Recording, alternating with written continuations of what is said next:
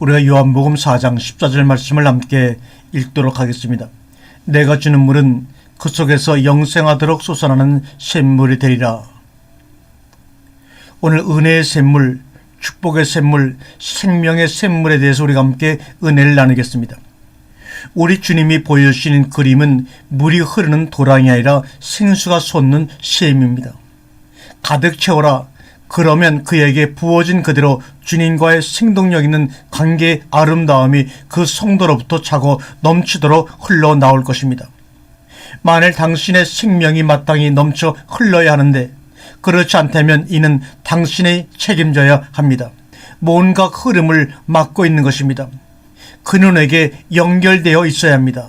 예수님에게 우리의 삶이 연결되어 있으지만 생수가 쏟는 샘이 우리의 배에서 넘쳐 흘러서 막히는 모든 것들 다 뚫어버릴 것입니다.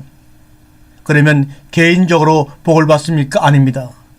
그것보다는 당신으로부터 그 누구도 막을 수 없는 생수의 강이 흐르게 됩니다. 우리는 모든 사람들에게 축복이 되는 생수의 강이신 예수님이 우리를 통해 흐르실 수 있도록 샘이 되는 역할을 감당해야 합니다. 우리 중 어떤 이들은 사회 같아서 언제나 받기만 하고 절대로 나누질 않습니다. 그 이유는 우리가 주 예수님과 바른 관계가 되어 있지 않기 때문입니다. 우리가 주님으로부터 확실하게 받기만 하면 주님은 우리를 통해 생수의 강을 흘러 넘치게 하실 것입니다. 따라서 주님께서 차고 넘치도록 주지 못하신 이유는 그만큼 주님과의 관계에 결함이 있는 것입니다. 당신과 예수님 사이에 거리를 만드는 뭔가가 있습니까? 그분을 믿는 믿음을 방해하는 것이 있습니까?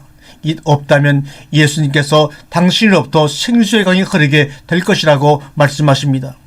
이는 어떤 축복이 전달되는 것도 아니요 어떤 경험도 아니라 끊임없이 흐르는 생수의 강입니다. 그분에 가까이 있어야 합니다. 예수님에게 가까이 있어야 합니다. 예수 그리스도를 믿는 당신의 믿음과 그분의 관계를 잘 지키시기를 바랍니다.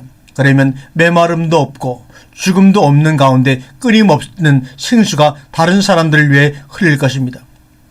믿는 한 사람으로부터 강이 흐를 것이라는 말이 너무 지나칩니까? 내게는 강이 보이지 않네라고 당신은 말합니다. 나는 누구인가라는 관점에서 당신 자신을 보지 마십시오. 하나님 나라의 사역의 역사에서 보면 그 강물은 언제나 거의 보잘것없고 유명하지 않으며 무시당하지만 변함없이 주 예수님께 진실한 사람들로부터 시작이 됐던 것입니다. 나를 믿는 자는 그 배에서 생수의 강이 흘러나리라고 요한복음 17장 38절에 말씀하고 있습니다. 강은 그 근원이 알지 못하는 곳으로 흘러갑니다. 예수님께서는 우리가 주님의 충만하심을 받으면 그 충만함이 우리의 삶에서 작게 보일지라도 우리로부터 강이 흐르기 시작하여 땅끝까지 이르러 보게 될 것이라고 말씀하셨습니다. 우리는 그 강물이 어디로 어떻게 흐를지에 관해서는 아무 상관이 없습니다. 하나님께서 보내신 일을 믿는 것이 하나님의 일이라고 말씀하신 것처럼 하나님은 어떤 사람이 세상을 향해 얼마나 위대한 축복인지를 그 사람에게 좀처럼 보게 하지 않습니다. 강은 모든 장애물을 극복하면서 승리하는 모습으로 흘러갑니다. 한동안 꾸준히 그 길을 따라 흐릅니다. 그러다가 장애를 만나게 되고 한동안 막힙니다. 그러나 곧 장애물을 돌아서 길을 만들고 나아갑니다. 강은 꽤 긴 거리 동안 보이지 않다가 곧 다시 넓게 합쳐져서 전보다 더 큰 물줄기가 됩니다. 당신은 하나님께서 다른 사람들을 사용하고 계시는 것을 봅니다. 그러나 당신의 삶에는 장애물이 나타나 당신은 아무 쓸모가 없어 보입니다. 근원이신 예수님께 계속 집중하십시오. 하나님께서는 당신으로 하여금 그 장애물을 피해서 가게 하시거나 그 장애물을 아예 제거시켜 주실 것입니다. 성령의 영은 모든 장애물을 극복합니다. 절대로 당신의 시야에 장애물 또는 어려움에 고정시키지 마십시오. 만일 당신이 잊지 않고 그놈과 가까이 하고 있다면 강은 당신을 통해 끊임없이 흘러 그 장애물은 문제도 되지 않을 것입니다. 다른 어떤 것도 감정이든 경험이든 당신과 예수 그리스도 사이에 끼어들지 못하게 하십시오. 그 어떤 것도 유일하고 위대한 주권자이신 예수님으로부터 당신을 차단하지 못하게 하십시오. 우리를 통해 멀리까지 흘러나가 많은 영혼들을 치유하고 살찌우는 강들을 생각해 보십시오. 하나님은 우리 마음에 놀라운 진리들을 열어 보여주십니다. 주님께서 보여주시는 모든 진리들은 주께서 우리를 통해 흐르게 하시는 강이 점점 더 힘을 얻고 있다는 표시입니다. 만일 예수님을 믿는다면 하나님께서 다른 사람들을 위해 당신 안에 강한 축복의 강물을 흐르게 하실 것입니다.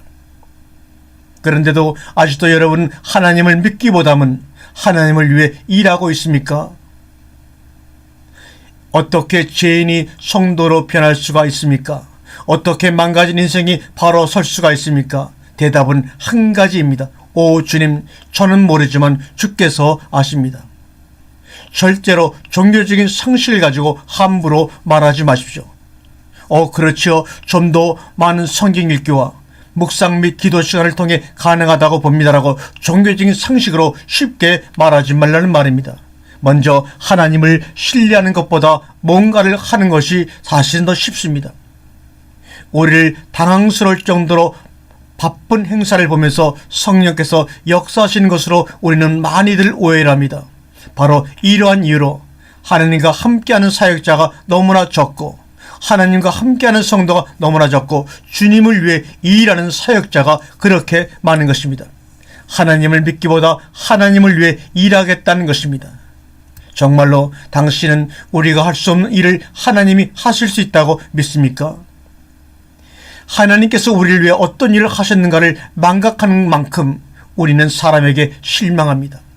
정말로 너무나 크신 하나님의 능력과 은혜를 경험해서 나 자신이 진정 변했다면 어떻게 내가 만나는 사람들에게 내가 실망할 수 있겠습니까? 정말로 당신 안에서 하나님께서 이루신 하나님의 위대한 영적 일들을 경험했습니까? 사람들로 인해 얼마나 실망했냐 하는 것은 개인적인 영적 체험의 부족과 비례합니다. 에스겔서 37장 13절에 나의 백성들아 내가 너희의 무덤을 열 것이라고 말씀하고 있습니다.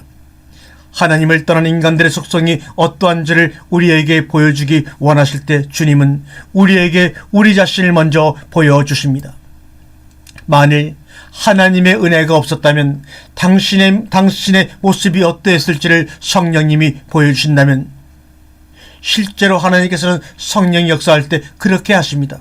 당신은 그 어떤 범죄자라 할지라도 당신이 타락할 수 있는 타락의 절반도 안 된다는 사실을 깨닫게 될 것입니다.